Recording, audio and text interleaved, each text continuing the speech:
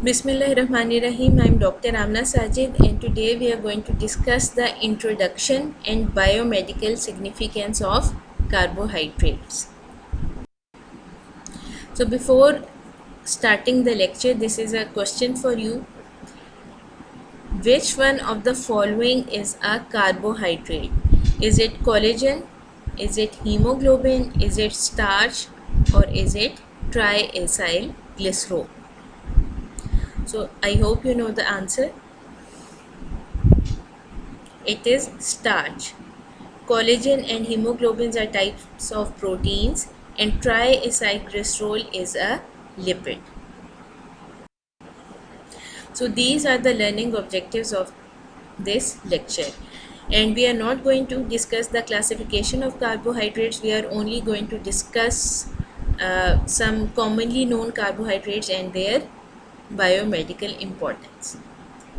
And this lecture is just to give you an introduction of carbohydrates, so I will not go into any details. It is going to be a brief description of carbohydrates and their biomedical importance.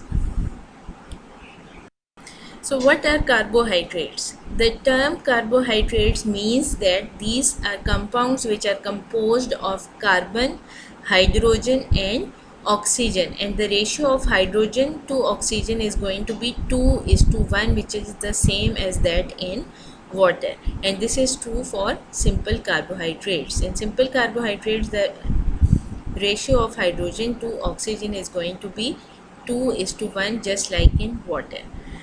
But technically, when you are defining carbohydrates, then you should have to say that carbohydrates are polyhydroxyaldehydes or polyhydroxyketones, or these are substances which yield polyhydroxyaldehydes and polyhydroxyketones on complete hydrolysis.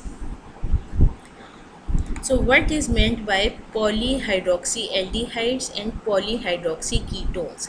So carbohydrates, they can be simple in nature or they can be complex in nature, and based on complexity they are divided into monosaccharides, disaccharides, oligosaccharides and polysaccharides.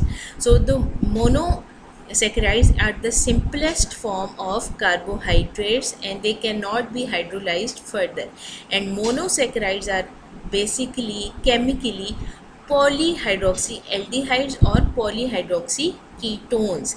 As you can see in this figure, this substance is basically a polyhydroxyaldehyde, and that is why we classify it as monosaccharide. It cannot be further hydrolyzed into another simpler sugar, so that is why it is a monosaccharide, and chemically it is basically a polyhydroxyaldehyde. Why? Because it contains multiple hydroxyl groups, so polyhydroxy, and it also contains a functional group which is aldehyde functional group, so it is a polyhydroxyaldehyde, and it has a chemical formula of 6C6H12O6, and its name is glucose, and glucose is perhaps the most commonly known example of monosaccharides. So I'm going to repeat once again, this is an example of a monosaccharide. Monosaccharide, why? Because it is the simplest type of sugar which cannot be further broken down, and it is called polyhydroxyaldehyde because it contains multiple hydroxyl groups and it also contains an aldehyde group. That is why polyhydroxyaldehyde, and this particular example is that of glucose. Now monosaccharides can be polyhydroxyaldehydes or they can also be polyhydroxyketones, in which the functional group is going to be present at carbon number 2 and the functional group will be C double bond O, which is keto group. So that type of compound would be known as polyhydroxyketone. So monosaccharides are either polyhydroxyaldehydes or they are polyhydroxyketones, and more complex carbohydrates, they are going to yield polyhydroxyaldehydes or polyhydroxyketones on complete hydrolysis. So this figure shows both a ketose and an aldose. Ketose means a polyhydroxy ketone and aldose means polyhydroxy aldehyde. And you will notice further that whenever a sugar is mentioned, OSE or O's is added. O's is present in the names of many carbohydrates. So whenever you see OSE, you should be knowing that it is a carbohydrate. And ketose means it is a polyhydroxy ketone, and aldose means it is a polyhydroxy aldehyde. Now this is glyceraldehyde, which is a 3 carbon containing sugar, or in other words it is a triose. And this is also a 3 carbon containing sugar or triose, but it is a keto sugar, dihydroxyacetone.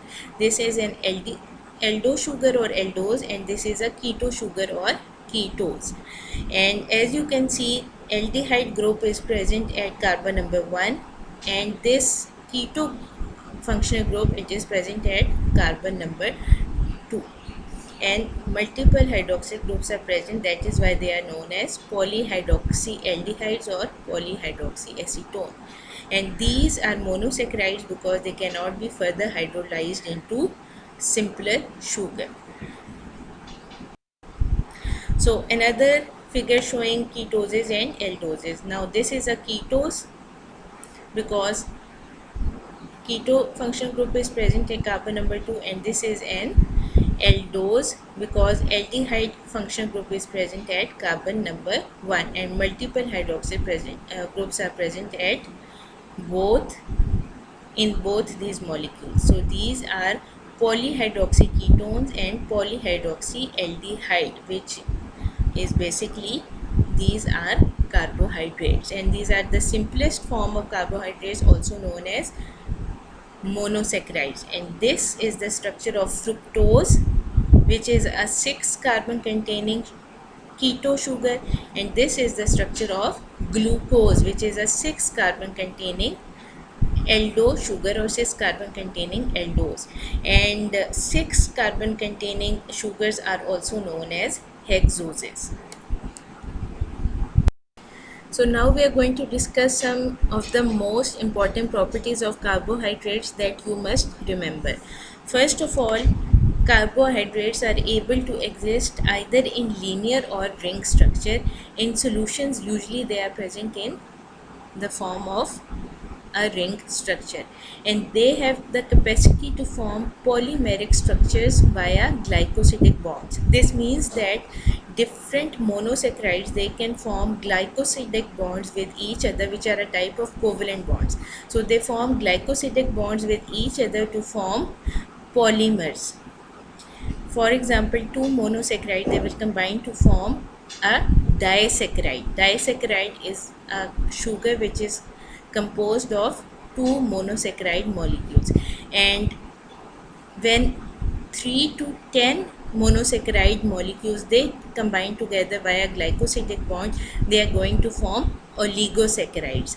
And when more than 10 monosaccharide molecules combine with each other via glycosidic bond, they form polymers known as polysaccharides, which can be homopolysaccharide or heteropolysaccharides. Homopolysaccharide means the same type of monosaccharide molecule is present throughout the structure of the polymer, and heteropolysaccharide means that the different monosaccharide subunits are different in nature, they are not the same. Thirdly, carbohydrates have the potential to form multiple hydrogen bonds with water or other molecules in their environment. So this figure shows the ring structure of glucose. As you can see, this is the linear structure of glucose comprising of 6 carbon atoms. This is carbon number 1, which is the functional group, functional aldehyde group. This is carbon number 2, this is carbon number 3, this is carbon number 4, this is carbon number 5, and this is carbon number 6. So glucose is a hexose. The function group is present at carbon number 1, and this is the linear structure of glucose. Now what happens? An intramolecular bond forms between carbon number 1 and carbon number 5, and as a result this linear structure is converted to a ring structure in which carbon number 1 and carbon number 5 are connected with each other. In the linear structure they do not form a bond with each other, but in the ring structure an intramolecular bond forms between carbon number 1 and carbon number 5, turning the linear structure into the ring form. So now we are going to discuss the biomedical significance of carbohydrates, of the most commonly known carbohydrates. So carbohydrates are a large group of organic compounds. In fact, they are the most abundant biomolecules on earth. And in humans, the primary function of carbohydrates are as an energy source. So carbohydrates, they can be broken down inside our body through different metabolic processes, and during this breakdown energy is released in the form of ATP, and ATP is the basic currency for energy, which means that ATP can be utilized by our body cells to release energy, and that energy is used by the body cells to fuel different processes that are taking place inside them. So the primary function of carbohydrates that you must remember at all cost is that carbohydrates, dietary carbohydrates, are broken down inside our body and they serve as the main source of energy for our body. So we have discussed that carbohydrates are the primary source of energy for humans. Now we are going to discuss different monosaccharides and more complex carbohydrates one by one. So first of all we are going to discuss glucose, because glucose is also the most commonly known carbohydrate and it is also the most abundant carbohydrate in human blood.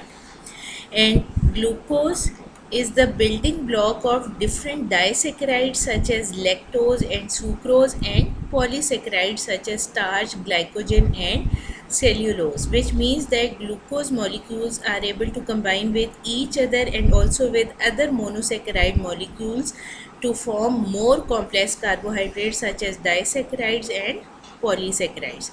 And this we have discussed before. Glucose, it is utilized by body cells to generate ATP molecules, and these ATP molecules then fuel different metabolic processes occurring inside the cells.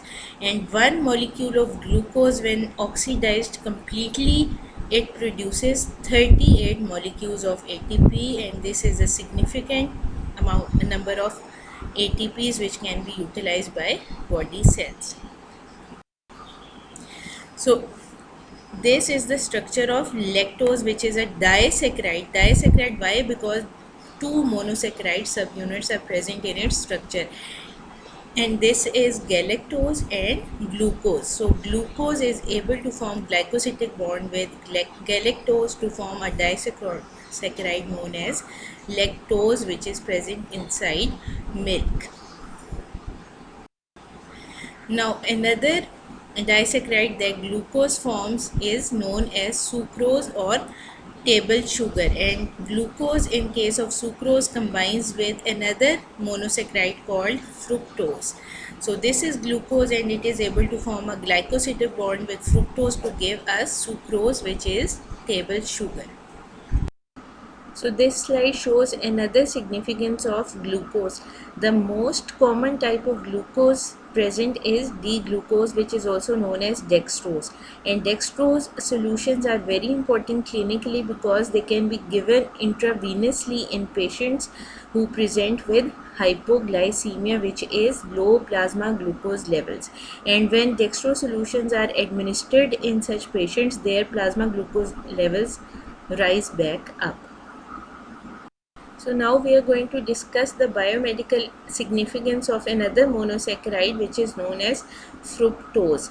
Now fructose is basically an isomer of glucose, which means that it has the same chemical formula as glucose but differs structurally. And how does it differ from glucose? Glucose, as you know, is an aldo sugar, but fructose is a keto sugar and has a keto functional group. So glucose and fructose differ from each other due to the presence of different functional groups. Glucose is an aldose and fructose is a ketose.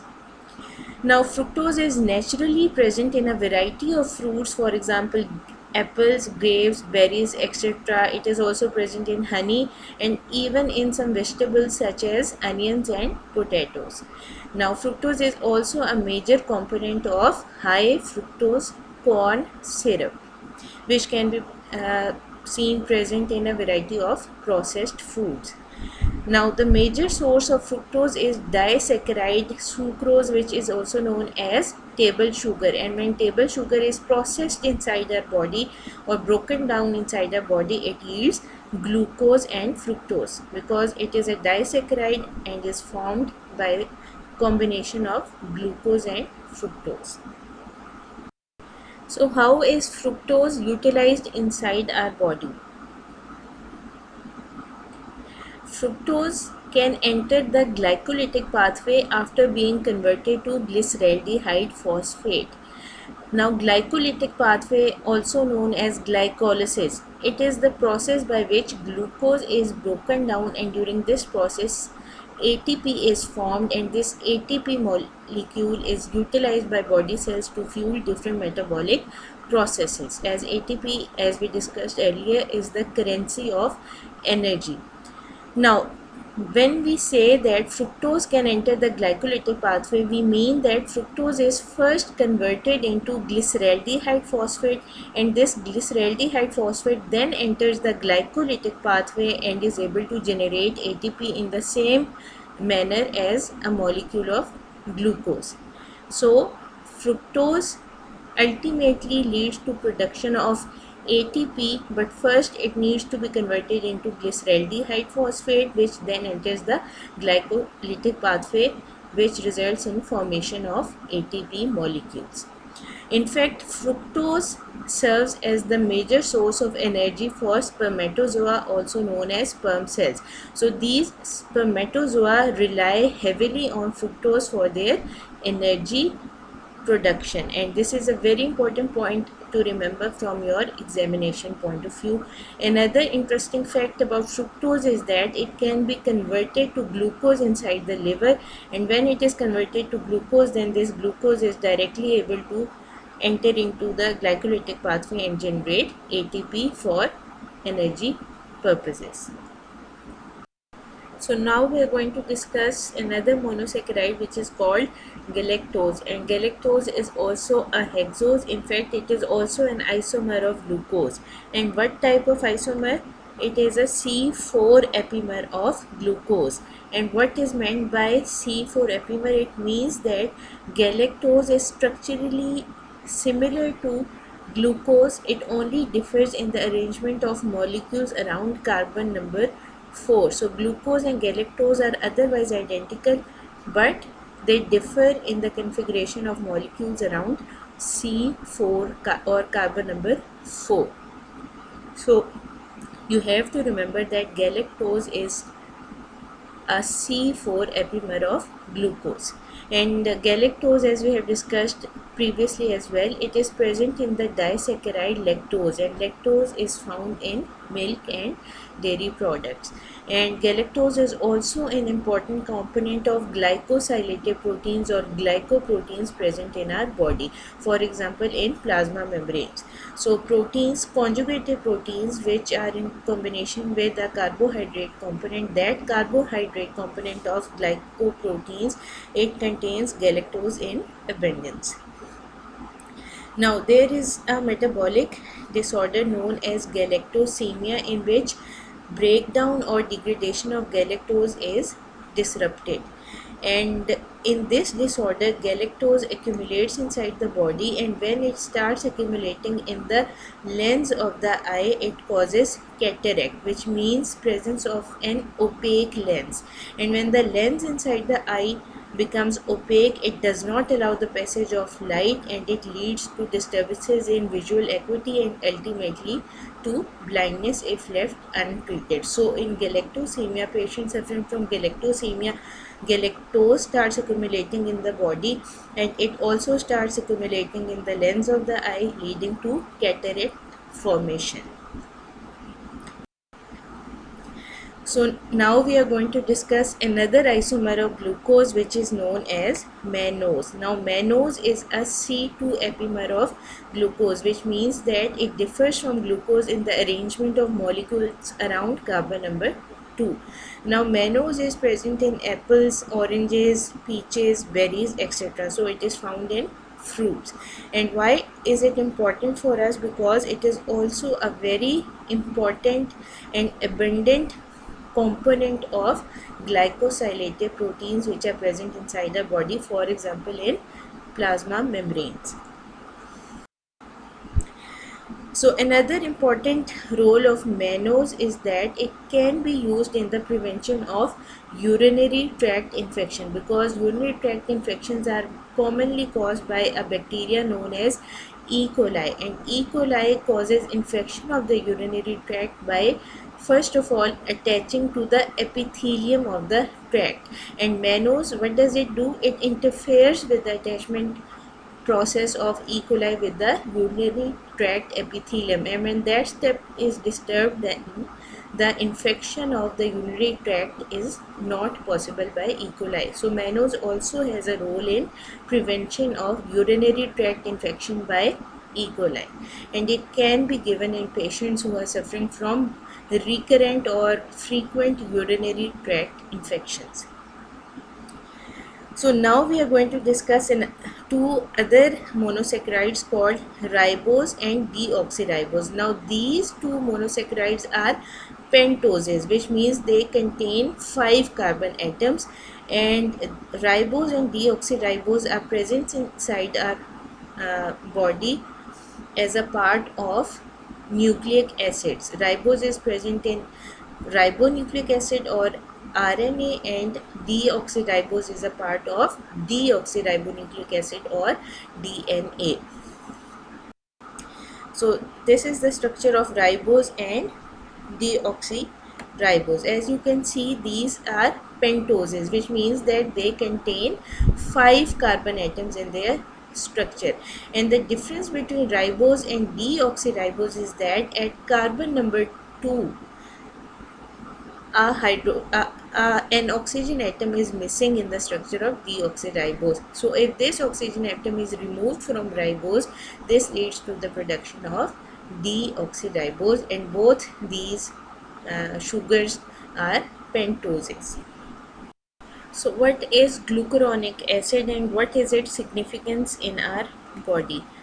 Glucuronic acid is a derivative of glucose, which means that it is produced or derived from glucose. And why it's so important inside our body, and you should be knowing about this, because glucuronic acid is involved in glucuronic acid conjugation of various substances that enter our body or are produced in the body.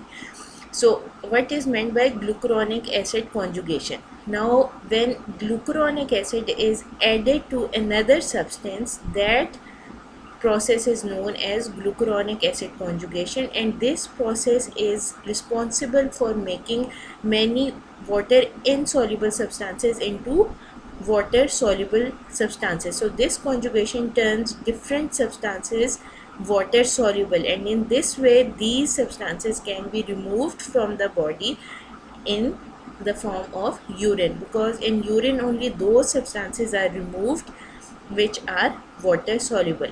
And some of the substances or substrates that undergo glucuronic acid conjugation inside our body are bilirubin, drugs, various drugs, and steroid molecules, and this process occurs inside the liver. Now we are going to discuss the biomedical significance of different disaccharides. We have talked about and seen the structure of lactose and sucrose previously. Lactose comprises of one molecule of glucose and one molecule of galactose, which are joined together by a glycosidic bond. And lactose is found in milk and dairy products. Another important disaccharide is sucrose, which is also known as table sugar or beet sugar, as it is also abundantly present in beets. And it is composed of one molecule of glucose and one molecule of fructose, which are also joined together by glycosidic bond.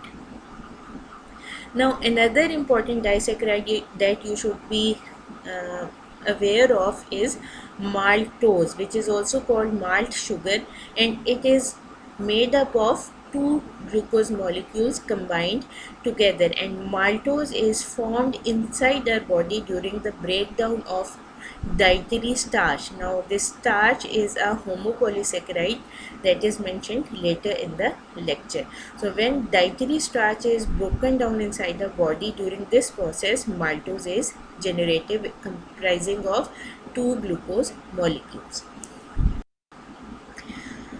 So this diagram shows that two glucose molecules combine together to form maltose. In this diagram the glycosidic bond is not shown, but you just have to remember that maltose is made up of two glucose molecules, and when this maltose is further broken down into our body, it yields two glucose molecules, and these glucose molecules can enter the glycolytic pathway and generate ATP for the body cells to utilize.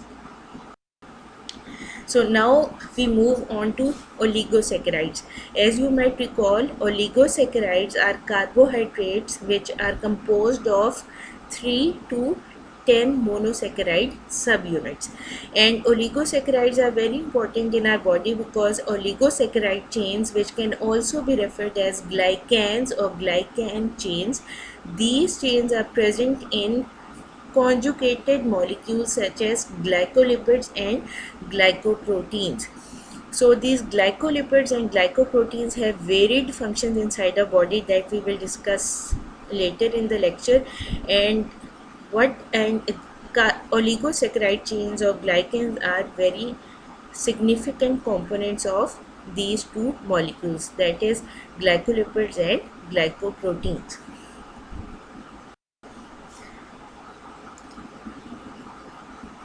So this is a section of plasma membrane, and as you can see, this is a glycoprotein, this is another glycoprotein, and this is a part of glycolipid. And now these chains that are protruding out of the plasma membrane, this here and this here, these are basically oligosaccharide chains, also known as glycans, and in case of glycolipids, this is the glycan chain. So as you can see, these glycan chains are protruding out from the plasma membrane on the cell surface, and this has a great functional significance because, for example, if a glycoprotein is acting as an antigen in this cell, then the antigenicity is basically due to these oligosaccharide chains or glycan chains, and not, it is usually due to the carbohydrate component and not due to the protein component. Same is the case with glycolipid. So these glycan chains, they protrude out from the plasma membrane and have a great function significance. For example, they can be responsible for antigenicity that can be attributed to the cell, and they can also serve as recognition molecules for different hormones, viruses, bacteria, etc. So now we are going to discuss some of the important functions of glycoproteins. And why we are discussing glycoproteins here? Because the glyco or carbohydrate component of these conjugated proteins are basically oligosaccharide chains, also known as glycans. That is why we are discussing glycoproteins. So, membrane bound glycoproteins participate in cell surface recognition by other cells, hormones, and viruses. And this is a point that we just discussed, that glycan chains which are protruding out of the plasma membrane, they act as cell surface recognition sites by other cells, hormones, and viruses, which simply means that, for example, if a hormone is going to act on a target cell, then how it is going to uh, find its target cell. If its receptor, the receptor of the hormone is, for example, glycoprotein in nature, then it is going to recognize the glycan or oligosaccharide part of that glycoprotein receptor, and it is going to know that this is its target cell, and it is going to attach to the receptor and perform its actions. So the glycan part of glycoproteins uh, can serve as recognition sites for other molecules or for other cells. Now, this is another point that we have discussed earlier, which is that glycoproteins have a role in cell surface antigenicity, such as blood group antigens. So, as you know, there are different antigens present on our red blood cells, and some of these antigens are glycoprotein in nature and others are glycolipid in nature. But in both cases, the oligosaccharide or glycan part of the glycoproteins or glycolipids are basically responsible for antigenicity. Now, another important function of glycoproteins is that they are components of the extracellular matrix and of the mucins of the GIT and the urinary tract. And these mucins, or in other words, mucus secretions contain mucins, and mucins contain glycoproteins, and these mucins are responsible for lubricating the GIT and urinary tract epithelium. Now, immunoglobulins, or otherwise known as antibodies, they are also glycoprotein in nature, and they form a very important part of our immune system. And additionally, a number of hormones are also glycoprotein in nature, such as FSH, LH, TSH. Now, erythropoietin, it is basically a factor which is produced by our kidneys, and it stimulates the production of red blood cells. And erythropoietin is also glycoprotein in nature. If due to any reason, for example due to some kidney disease or kidney disorder, erythropoietin levels become low, then it leads to anemia, because without erythropoietin, red cell production becomes very less. Now, the intrinsic factor which is responsible for absorption of vitamin B12, this intrinsic factor is also glycoprotein in nature. So now we are going to discuss the importance of glycolipids. We just discussed the biomedical significance of glycoproteins. Now we are going to move on to glycolipids. Glycolipids, as you must be knowing by now, are a part of plasma membrane, and the glycan or the oligosaccharide part of the glycolipid, they protrude out of the surface of the cells, and because of that they are involved in cell-cell interaction and for causing antigenicity, especially in blood cells. And they are also, these glycolipids, they are also abundantly present in the nervous system. So that is an additional significance of glycolipids.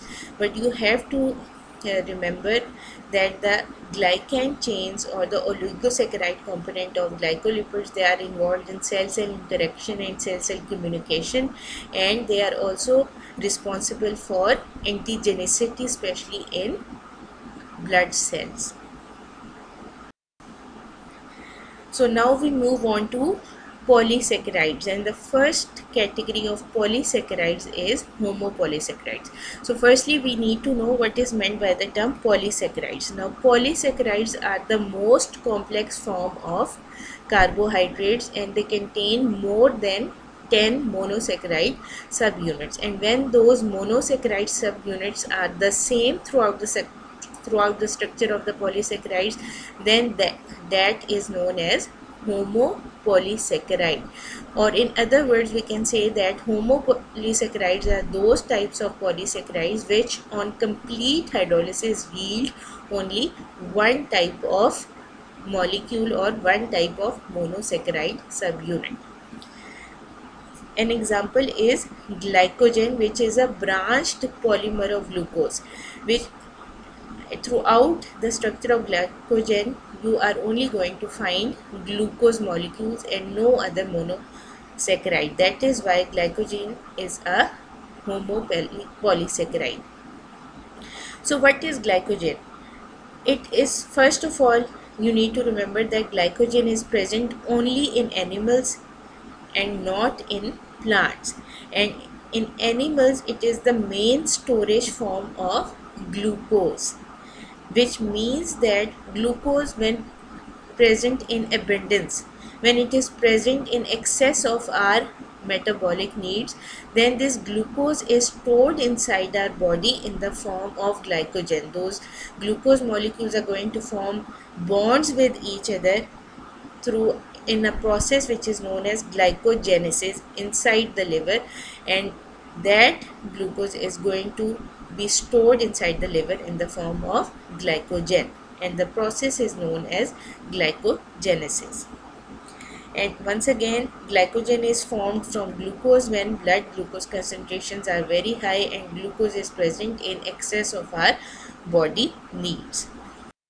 So why is glucose converted to glycogen and stored in the form of glycogen in liver, muscles and a few other body tissues?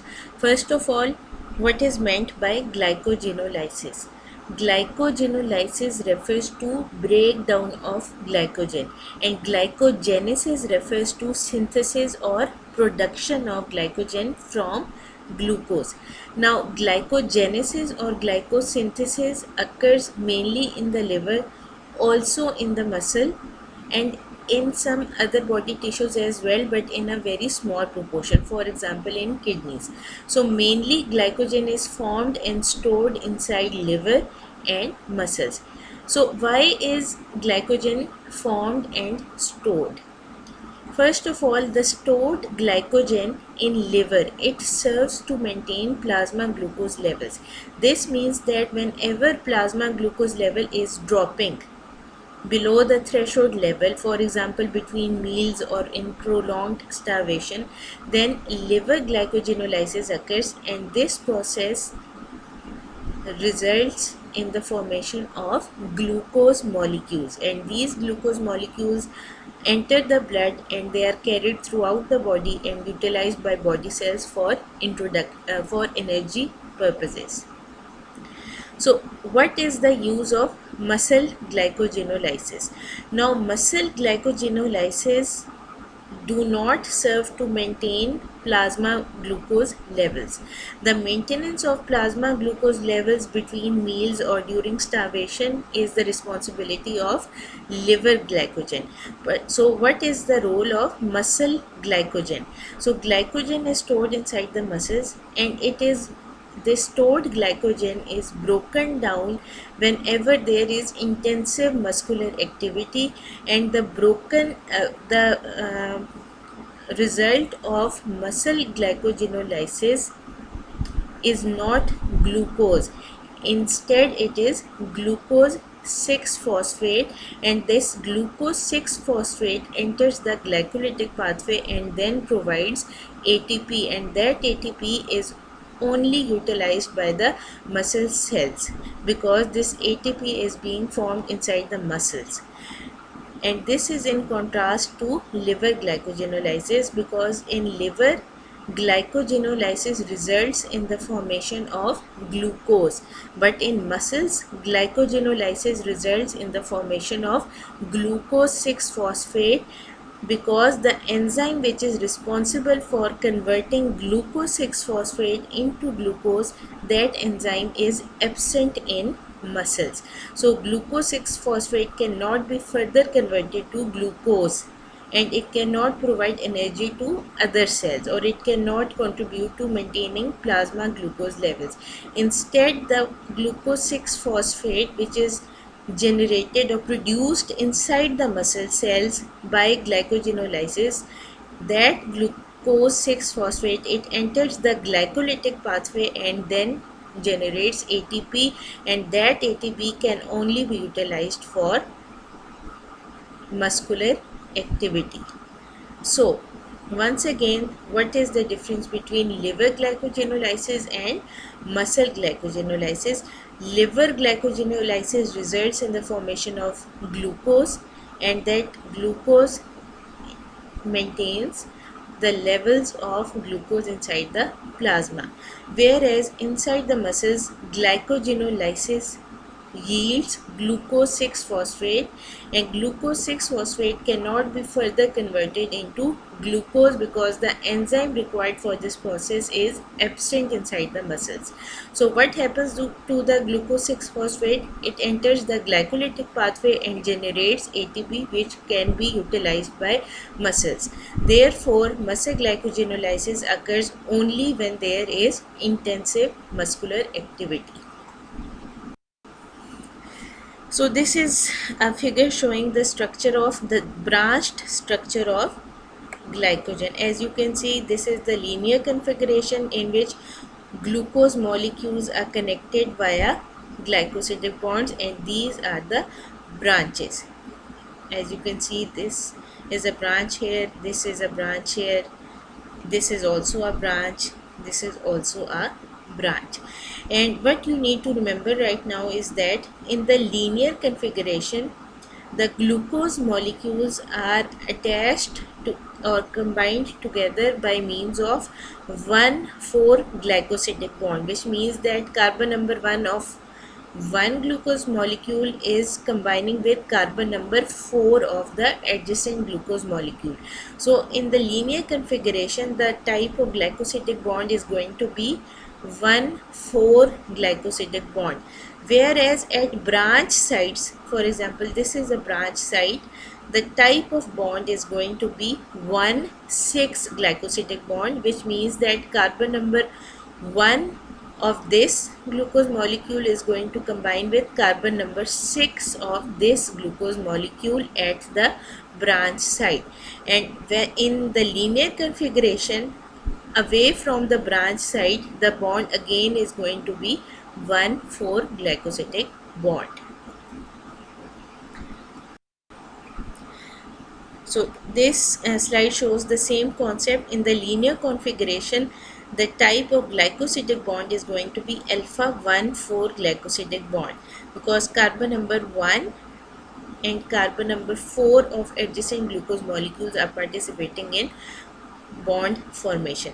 But in case of branch sites, the type of bond is going to be alpha 1,6 glycosidic bond, which means that this is a branch site, and at branch site the bond is formed by carbon number 6 of this glucose molecule and carbon number 1 of this glucose molecule. So the bond is alpha 1,6 glycosidic bond. So now we are going to discuss another homopolysaccharide called starch. Now starch is also a polysaccharide of glucose, and it differs from glycogen first of all because it is the storage form of glucose in plants, whereas in case of glycogen we discussed that glycogen is the storage form of glucose in animals. So starch is a polysaccharide of plant origin. It is synthesized in green leaves of plants from excess glucose, and when it is synthesized, this starch is stored in different parts of the plant, for example in roots. Now starch serves as a reserve food supply in plants, and it is basically structurally what is starch. It is a mixture of two types of molecules. One is amylose and the other one is amylopectin. So both amylose and amylopectin are polysaccharides of glucose, and both these molecules or both these polymers are present inside starch, because starch is a mixture of both amylose and amylopectin. So what is the difference between amylose and amylopectin? If they are composed of glucose, both are composed of glucose, but amylose is linear in configuration, which means that it is a linear molecule, whereas amylopectin is a branched molecule and its structure resembles that of glycogen. Uh, as you can remember, we studied that glycogen is a branched polymer of glucose. So amylopectin is also a branched polymer of glucose, so it resembles glycogen structurally. And amylose, on the other hand, is a linear molecule. So, as we studied in glycogen, in case of starch, in case of amylose, the bonds present between the glucose monomers of glucose residues is going to be alpha 1 4 glycosidic bond. So in amylose, which is a linear molecule, all the bonds are going to be alpha 1 4 glycosidic bonds. But in case of amylopectin, now this is the structure of amylopectin, which resembles glycogen. Now amylopectin is a branched polymer of glucose, and in the linear configuration, for example here, here and here, the bonds are going to be alpha 1 4 glycosidic bonds, but at branch sites, for example here or here or here, at branch sites the type of bond is going to be alpha 1 6 glycosidic bond. So this is a repetition of the same concept. At branch sites in amylopectin, the bond is going to be formed by carbon number 6 of one glucose molecule and carbon number 1 of the other glucose molecule. So the bond is going to be alpha 1 6 glycosidic bond at branch site. And another thing to remember is that dietary starch has a lot of significance for humans, because enzymatic degradation of starch yields glucose, and that glucose can be utilized inside the body cells for ATP production, and ATP fuels various types of metabolic processes inside the cells. So therefore dietary starch, which we obtain from a lot of sources, for example potatoes, onions, uh, peas, etc., this dietary starch yields glucose when it is degraded inside the human body. So this was all about the biomedical importance of monosaccharides, disaccharides, oligosaccharides, and some homopolysaccharides. The rest of the lecture, which involves cellulose, heteropolysaccharides, and the classification of carbohydrates, it has already been uploaded on YouTube, so kindly check it out. And if you have any query in this section of the lecture, you can mail me. Best of luck from my side, and thank you.